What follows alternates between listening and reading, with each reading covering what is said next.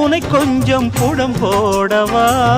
விரலாலே தொடலாமா அகக்காயம் படலாமா இளசான திருமேனி அதை தாங்குமா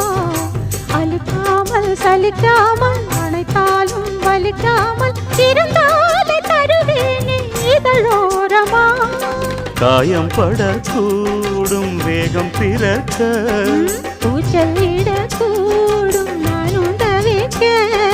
பூவை ஒரு பூவும் என மெல்ல பறிப்பேன் கட்டிக்கோ கட்டிக்கோ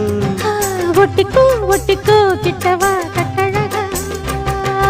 சக்கர கட்டி சந்தன கட்டி இந்த சித்திர குட்டி வந்தது சுத்தி